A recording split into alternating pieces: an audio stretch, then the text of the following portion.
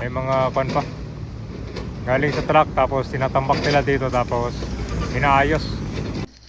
Dito nagkasalubong ang Mangahan Floodway to Laguna Dibay. Dito yung labasan ng mga tubig. Sa dulo ng Mangahan Floodway, dito yung lakeshore area ng Cainta at Taytay na direktang bumubuhos ang floodway papunta ito sa Laguna Dibay. Ang Mangahan Floodway isa itong artificial channel at ang Laguna Dibay naman ay imbaka ng sobrang tubig diyan galing. So dito sa may C6 Road or kilala as Laguna Lake Highway, meron tayong i-update dito dahil matandaan nyo kabay na meron ng tinatambak dito sa Laguna Dibay. So panibagong project ang abangan dito.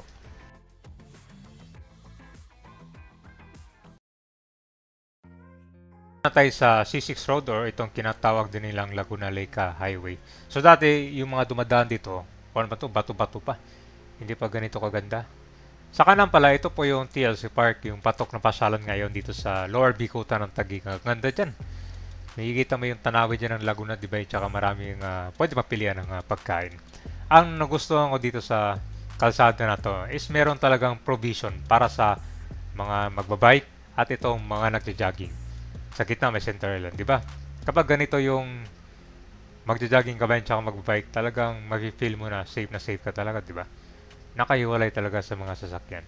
Ngayon, dapat na. Tapos may mga puno. Para kailangan natin ng mga more open space. Din kailangan natin na mas maraming puno dito sa all throughout Metro Manila. So dito po sa may Laguna Lake, dito sa may Laguna Dibay, merong bagong project na abangan pala dito. Ano kaya to? Malawak na yung tinambakan nila. Yung tinatambak nila ngayon, no? Malaki na. Ang ginagawa nila ngayon, pinapatag na yung mga tinatambak. Malawak na. Pero guys, oh. Ayun, kitang-kita mo na dito, oh. Grabe, ano kayong project to, no? Pero malamang malaki to. Tingnan natin, mukhang may tarpaulin dito.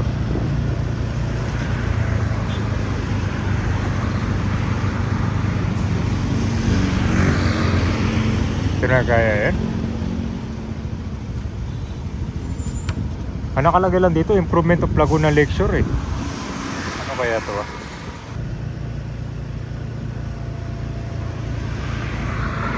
Ito, may mga bagong mga ibubuhos pa ngayon oh. Ito, gagamitin din yan.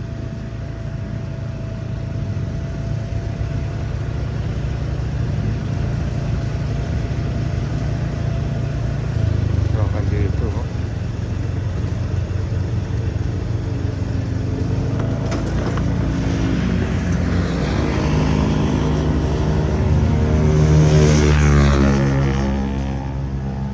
Guys, dahil sa init ng panahon ngayon, tumigas na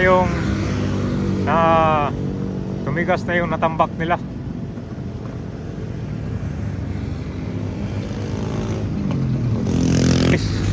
So ito na yung update ngayon dito sa project. Ito mga bagong tambak to dito. Kita mo yan, no? May mga pan pa. Galing sa truck tapos tinatambak nila dito tapos inaayos. Meron din dito, halo-halo eh. Meron din mga bato tapos meron din mga lupa.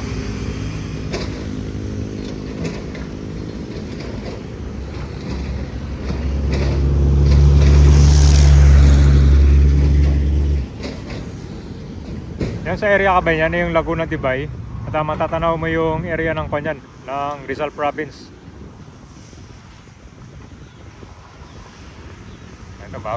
Dito bagong tambak lang dito. So mukha matatabunan ito mga konsigato, mga water lily oh.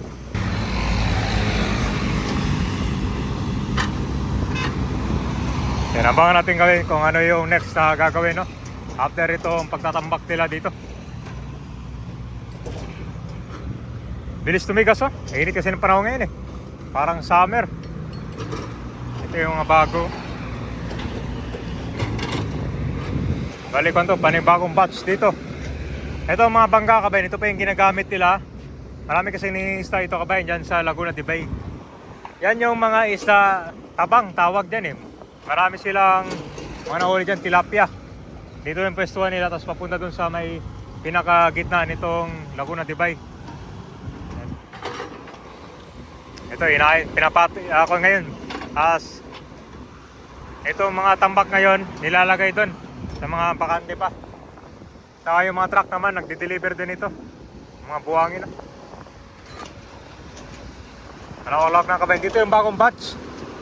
Ito yung bagong tambak kasi yung nakaraan, yung doon sa dulo. In-update natin. So, yan, abangan natin yung next project dito.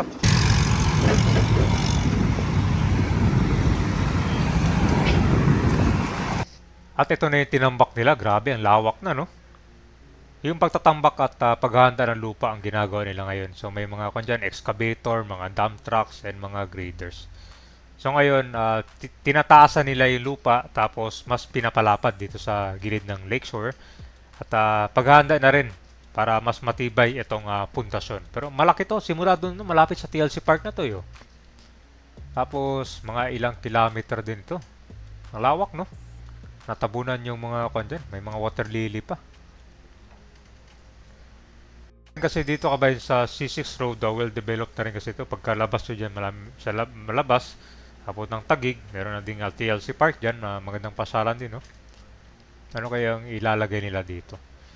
Pero yan, makikita mo naman kabayan na sobrang lawak nitong sinakop ngayon nila. So meron pa tayong abangan dito na project. Meron pa tayong abangan dito yung C6 Road Extension, no? Simula dito sa Lower Bikutan, nadaan siya ng hanggang areas ng Laguna. So itong pinapalay ng camera, yan ay yung papuntang Rizal Province area. So hanggang dito pa lang, ewan ko lang kung masasama pa to sa tambak dyan, no?